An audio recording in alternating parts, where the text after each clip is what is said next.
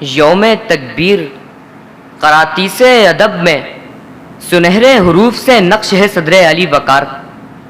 یہ حروف اس دن کی یاد میں قلم بند کیے گئے جب وطن عزیز کو خدائے لم یزل نے ایٹمی طاقت بخشی کہ یہ چمکتے حروف جعلی نہیں بلکہ مثالی ہیں۔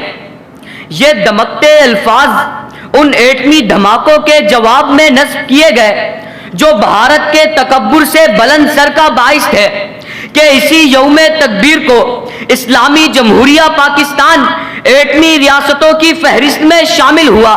وہ یوم تکبیر ہی تھا جب پوری ملت نے سر فخر سے بلند کر کے اپنے آپ کو ایٹمی طاقت ثابت کیا۔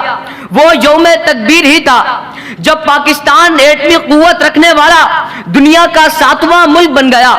جب دشمنان اسلام نے ایک بار پھر ایٹمی دھماکے کر کے اپنے آپ کو سپر پاور ثابت کیا تو اس کے جواب میں پاکستان صوبہ بلوچستان کے مقام پر 5 ایٹمی دھماکے کر کے ذوالفقار علی بھٹو کے اس دعوے کو عملی جامہ پہناتا ہے کہ ہم گھاس تو نوش فرما لیں گے مگر ایٹم بم ضرور بنائیں گے، کہ ثبوت دیں گے وفا کا یوں اشتباہ غلط ملا کے خاک میں رکھ دیں گے ہر سپاہ غلط، اور برب کعبہ وہ آنکھیں نکال چھوڑیں گے۔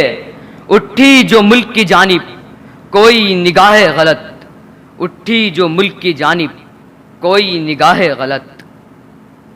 یوم تکبیر تاریخ کے اوراق میں درج ہمارے عزم و استقلال کا منہ بولتا ثبوت ہے۔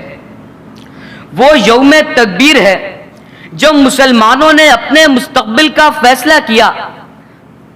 وہ یوم تکبیر ہے جو ابھینندن کے خوابوں کی شکست کا سبب بنا کہ اے وطن ہم تیری آنکھوں کا سویرا ہوں گے، کہ آیا تھا دبنے دب گیا باطل، آیا تھا جھکنے جھک گیا باطل، آیا تھا جھکانے جھک گیا باطل، کہ وجال حق کو وضع کل باطل۔ شکریہ۔